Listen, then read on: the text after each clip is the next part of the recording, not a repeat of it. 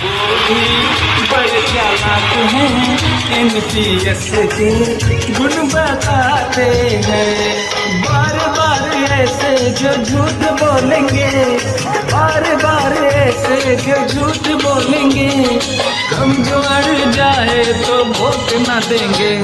1 अक्टूबर को दिल्ली की रामलीला मैदान में देश भर के लाखों कर्मचारियों को इकट्ठा करके तहलका मचाने वाले एनएमओपीएस के राष्ट्रीय अध्यक्ष विजय कुमार बंधु जी हमारे साथ हैं और उनसे बात करेंगे, क्योंकि 5 राज्यों में अब चुनाव का ऐलान हो चुका है। ऐसे में पुरानी पेंशन बहाली को लेकर के जो लगातार मांग की जा रही है, उसका इन राज्यों में क्या असर पड़ेगा।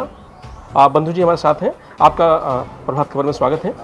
मुझे उत्तर प्रदेश में जब चुनाव हुआ तो समाजवादी पार्टी ने भी घोषणा पत्र में ये कहा कि हम चुनाव के बाद सरकार अगर बनती है तो हम बहाली करेंगे पुरानी पेंशन की, लेकिन उनकी सरकार नहीं बन पाई। चुनाव के समय असर जरूर दिखा कर्मचारियों को, बैलेट पेपर पे जो उनकी जीत हुई, उसके बाद राजस्थान और छत्तीसगढ़ में बहाली हुई।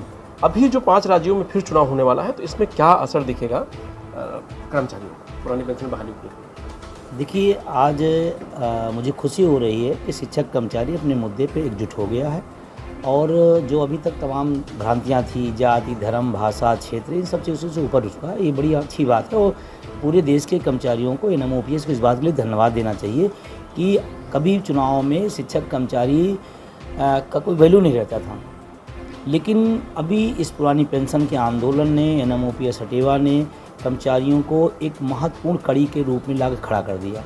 और 1 अक्टूबर की रैली आपने जैसा देखा होगा, पूरे देश का जो शिक्षक कर्मचारी उतरा और लोग तो बताते हैं कि 77 में जेपी के आंदोलन के बाद स्वस्फूर्ति अगर कोई घटनाक्रम हुआ इस तरह से तो 1 अक्टूबर हुआ, जहाँ लाखों लोग स्वतः अपने मुद्दे के साथ खड़े हुए। तो 5 राज्यों जो विधानसभा चुनाव है, निश्चित रूप से मुद्दा बहुत प्रभावी है। और प्रथम मुद्दा है, जिन राज्यों में पुरानी पेंशन लागू है उन राज्यों के लिए 2 बड़ी बातें आ गई हैं। एक तो अपनी स्वयं की पेंशन बचाएं, इसलिए उन्हें ओपीएस के पक्ष में वोट मतदान करना है। दूसरा, अगर वो ऐसा करते हैं तो देश के लिए भी एक रास्ता खुलेगा। तो जहां लागू है उनको अपनी पेंशन बचाना है, जहां जिन राज्यों में नहीं लागू है उनको लागू करवाने के लिए वोट करना है। और इसीलिए हम लगातार वोट फॉर ओपीएस का अभियान जारी रखे हैं, जहाँ लागू है नहीं लागू है, क्योंकि जहाँ लागू है उनको बचाना है, जहाँ नहीं लागू है लागू करवाना है। और अगर इन राज्यों के कर्मचारियों ने अपनी एकजुटता दिखाई और पूरा उम्मीद है कि ऐसा होगा, तो मान चलिए कि इन्हीं राज्यों से देश का रास्ता खुलेगा। 1 अक्टूबर को पूरे देश ने ताकत दिखी कर्मचारियों की। दिल्ली के रामलीला मैदान में सभी लोगों को मजबूर होकर लास्ट में फिर मीडिया वालों ने उसको चलाया खबर को, और पूरे देश में एक ऐसा माहौल बना कि नहीं, शिक्षक चाहें या कर्मचारी चाहें तो बहुत बड़ा बदलाव ला सकते हैं। तो क्या उसके बाद थोड़ा सा चीज़ें अब और आपको उम्मीद जगी है कि नहीं, अब जो चुनाव होगा 5 राज्यों में उसमें ज़्यादा असर दिखेगा? नहीं, बिल्कुल असर दिखेगा। देखिए, पहले पुरानी पेंशन मुद्दे के कोई भी तमाम सारे संगठन हुआ करते थे, लेकिन उसको इस शिद्दत से नहीं लड़े। हटेवा एनएमओपीएस आया तो उसको शिद्दत से लड़ा और लोगों के अंदर एक विश्वास गया, संगठन के प्रति विश्वास गया, नेतृत्व के प्रति विश्वास गया कि हाँ, हमारा नेतृत्व ईमानदारी से हमारे मुद्दे के लिए संघर्ष कर रहा है। और उसी का प्रदर्शन 1 अक्टूबर था। तो अब लोगों को 4 राज्यों के अंदर पेंशन बहाल हो गई, लोगों को बिलीव पैदा हुआ कि नहीं, संघर्ष से मिलता है।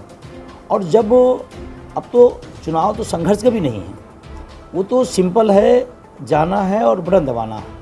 मतलब इतना आसानी से अगर अपने बुढ़ापे की लाठी मिल जाती है या बच जाती है लाठी, तो इससे आसान क्या होगा। लोग समझ रहे हैं, पूरी तरह समझ रहे हैं और लोग तैयार हैं। बल्कि मैं तो यहाँ तक कहूँगा कि लोग अपना ही वोट नहीं, अपने घर का, अपने परिवार का, अपने रिश्तेदार का, अपने जानने वालों को भी एनपीएस और निजीकरण भारत छोड़ो का जो अभियान हमने पिछले कुछ महीने पहले चलाया था, उस पर लोग एकदम बिल्कुल शिद्दत के साथ डटे हैं और इस पर असर बहुत बड़ा पड़ेगा।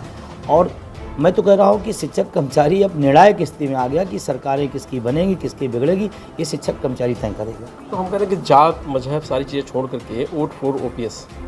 हाँ, बिल्कुल। और ये कोई पहली बार नहीं हो रहा। हमने कई राज्यों के अंदर, चाहे हिमाचल के अंदर आपने देखा हो, चाहे कर्नाटका के अंदर, चाहे झारखंड में, चाहे उत्तर प्रदेश में, वोट फॉर ओपीएस के पक्ष में यहाँ भी पोस्टल बैलेट में कभी भी एक विशेष पार्टी के अलावा किसी को लाभ नहीं मिला। लेकिन 2022 के चुनाव के बाद जितने भी आने, सब पोस्टल बैलेट कहाँ जा रहे हैं?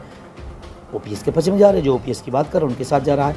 तो ये तो अब और व्यापक असर पड़ेगा। और हमको तो लगता है ये चुनाव ये शिक्षक कर्मचारी तय कर देगा कि किसकी सरकार बनेगी, किसकी नहीं बनेगी। हिमाचल जैसा जादू दिखेगा बाकी लोग आपको कैसा? उससे भी ज़्यादा दिखेगा। इसलिए मैं कह रहा हूँ क्योंकि जिन राज्यों में, चाहे राजस्थान, छत्तीसगढ़, जहाँ लागू है, अगर कर्मचारी अपने घर से अपना वोट अकेले डाल देगा तो पेंशन फंस सकती है। अपना वोट डलाना है, अपने लोगों को जागरूक करना, अपने लोगों को तैयार करना, अपने लोगों को ज़्यादा उस पक्ष में खड़ा करना है कि भाई पुरानी पेंशन नहीं रहेगी। और दूसरा सवाल जो निजीकरण का है, जो सरकारी संस्थाओं का, विभागों का, पदों का सब प्राइवेटाइजेशन करते जा रहे हैं, इसके खिलाफ भी लोगों में गुस्सा है। तो हमको लगता है कि उससे भी ज़्यादा प्रभावी और कारगर होगा कि शिक्षक कर्मचारी तय करेगा कि किसकी सरकार बनेगी, और वो उसका नारा है सरकार उसी की बनेगी जो पुरानी पेंशन है। जो मुख्य धारा में है, मुख्य भूमिका में है पार्टियां, क्या वो भी रुचि दिखा रही हैं कुछ कर्मचारियों के प्रति पुरानी पेंशन बहाली को प्रति? देखिए, चुनाव से पहले हाँ, दिखा रही हैं और अपने घोषणा पत्रों में रख रहे हैं, या अपना वचन पत्र दे रहे हैं, या अपने सभाओं में लगातार बोल रहे हैं। पहले तो लोग नाम नहीं लेते थे पुरानी पेंशन का, कोई नेता हो, कोई पार्टी, कोई नाम नहीं लेता।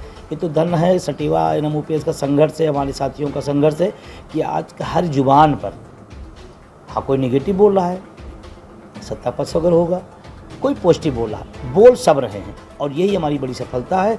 और इन चुनाव में मैं सभी लोगों से अपील भी करता हूं कि आप अपने किसको वोट दे रहे हैं ये मायने नहीं रखता। वोट आप अपने बुढ़ापे में अपनी दवाइयों के लिए दीजिए, वोट अपने बुढ़ापे में अपने सम्मान और स्वाभिमान के लिए दीजिए, वोट अपने जो जीवन का वो अंतिम दौर होता है उसमें सुखद जी सके, इसके लिए वोट दीजिए। इस बात पर आप फोकस होइए कि बुढ़ापे में कोई काम नहीं आता, सिर्फ और सिर्फ पुरानी पेंशन काम आ रही। और आज जिन राज्यों में लागू हो गया है, अभी हिमाचल का जैसे लेटेस्ट उदाहरण चला, 1770 रुपये पाने वाला NPS में 36,000 से ज़्यादा पेंशन में पुराने में आया। तो अब ये तय करना है कि 1770 वाली सरकार चाहिए या 36,000 वाली सरकार चाहिए, तय करना पड़ेगा।